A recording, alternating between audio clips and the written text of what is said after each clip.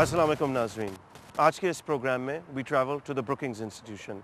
The Brookings Institution is widely considered the most influential think tank in Washington. This think tank traces its history back to 1916 and has contributed to the creation of the United Nations, the Marshall Plan, and the Congressional Budget Office.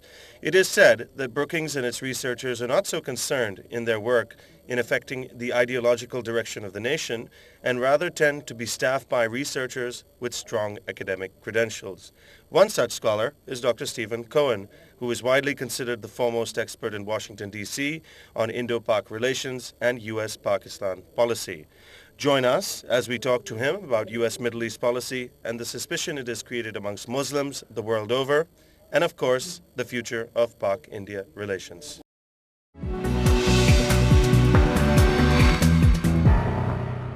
I'm here at the Brookings Institution with Dr. Stephen Cohen.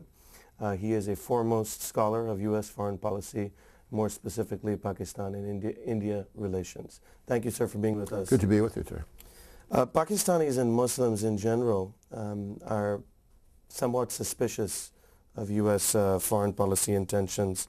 One of the major reasons for this is a perceived lack of even-handedness when it comes to Israel and Palestine. Do you believe that the U.S. is a neutral arbitrator? No, I think the U.S. is trying to be a friend to the Israelis, obviously, but also it's trying to find a fix for the Palestinians, which gives them a state. In fact, President Bush, who stated that in his administration there has to be came out in favor of a two-state solution. I think the problem is that there are extremists in both parties, both on the Israeli side and the Palestinian side, that do not want a settlement. Some scholars here that we met with who suggest that there is a loose coalition of organizations that form what is called an Israel lobby, and this lobby has somehow achieved a stranglehold on U.S. Foreign policy. To what extent do you think that this is true? Well, it's not a loose coalition. It's just, many groups work in the interest of what they see American relations with Israel. It is a lobby, and they don't hide the fact that it's lobby, but there's also a British lobby. There used to be a Pakistan lobby. There's an India lobby. Our relations with a lot of countries are shaped and influenced by so-called lobbies, and it's perfectly legitimate in American law to do this. Now, you could argue that it's been carried to excess, and in some cases it serves Israeli interest rather than American interest. But in a few instances, I would argue that that's true. But clearly, a lot of countries have so-called lobbies in the United States. It's part of the way in which our political system is set up. You could argue that it's been nefarious or destructive. But on the one hand, the Israelis would like to see us have good relations with Pakistan. They recognize Pakistan as a moderate Muslim state, at least it used to be a moderate Muslim state, or members of the so-called Israeli lobby. Would you elaborate on that last statement? Yeah, I think that when President Musharraf met with a leading Jewish figure in New York, I was contacted by a number of members of not the Israeli embassy, but the so-called Israeli lobby. Can we expand the connections between Pakistan and Israel? In a sense, and I've written this in my first book and also my second book, Israel and Pakistan are very similar in that both were founded to be a homeland for a persecuted religious minority. Both are, in a sense, organized along religious principles, but in fact, it's very hard to organize a state on the basis of religion, as the Israelis have found out, and as the Pakistanis have found out. The Pakistani people, they want to trust the United States and its intentions for assistance to Pakistan. But as I alluded to earlier, there is this deep-rooted perception that America really places Pakistan's interests as second to the interests of Israel and to its own strategic interests. To what extent do you think that this is true? Well, any country that placed another country's interest ahead of its own would be crazy.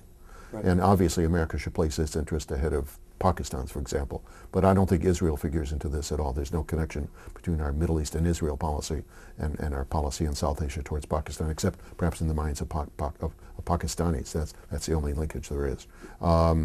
I think that it makes sense for us to work for a peace between the Israelis and the Palestinians, a peace which guarantees Israeli security, but also freedom and movement among Palestinians. It makes sense for us to work for this kind of relationship between India and Pakistan. So I don't see any inherent inbuilt hostility conflict between our relations with Israel and our relations with Pakistan. Why do you think the U.S. is having a difficult time dispelling this notion that is hovering around for so many years, that America favors Israel blatantly. Well, we support Israel, whether you call it blatant or not, I don't know. Obviously, Palestinians and others have different views on this, and the Jordanians, for example, aren't wrapped up around this issue. The closer you get to Israel, in fact, the more accommodating and more sensible the states are. The Jordanians, the Kuwaitis, even the Saudis have more normal relations with Israel than Pakistan. In fact, there's close Israeli ties with the Egyptians. They've worked out all kinds of agreements. So I can't figure out why the Pakistanis are hung up on this. Pakistan has so many problems of its own.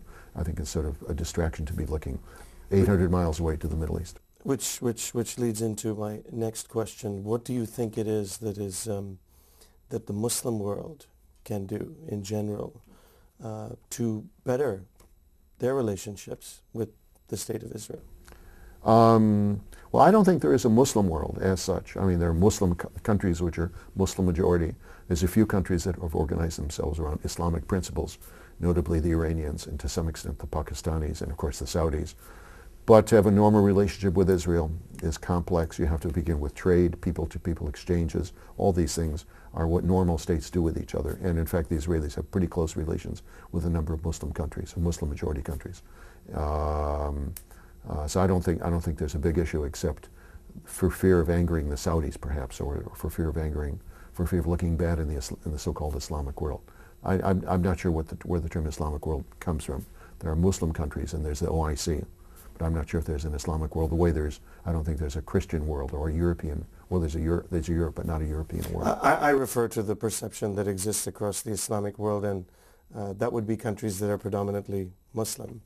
And the fact that such a thing, which as you describe, may not relate to what happens in most countries that are Muslim, people use that as a scapegoat. There's always a scapegoat to blame. Yeah, I lived in Singapore, visited Malaysia and Indonesia, two Muslim countries. It's not a big issue there. And in India, which has a large Muslim population, as big as Pakistan, it's not a big issue there. And in Bangladesh, it's not a big issue. I think it is a big issue in Pakistan. And I would argue that it's a big issue because some of the Arab countries have made it a big issue. In a sense, Pakistan has been cultivated by Arab propaganda against Israel for generations now. And therefore, if you grow up with this stuff, you tend to believe it's true. And it's also a scapegoat. Yeah, much of what the militants use to build their support revolves around American support for Israel. So it's a sort of an issue when it comes in Pakistan to dealing with militancy in general.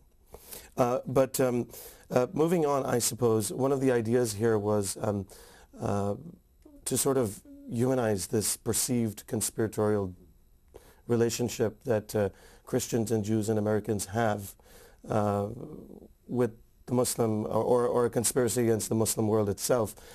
To what extent can the Muslim communities in America create lobbying organizations of their own that might make America's policy seem more even-handed? I think they've been very effective, far more so than Muslim communities in other countries, especially in parts of Europe, in that they've had interfaith dialogue. They've met with Jewish figures and gone to Jewish synagogues. They talk to politicians. They publish articles in newspapers. They're very active, and I think that's because they're fairly well integrated into our society, in the middle class and even upper middle class of American society. So I don't think there's a big problem here. There's maybe a problem in Britain, for example, where the Muslim immigrants are poorer and less integrated in British society, but our Muslims in America are very well integrated. It's one of the highest per capita communities in the United States.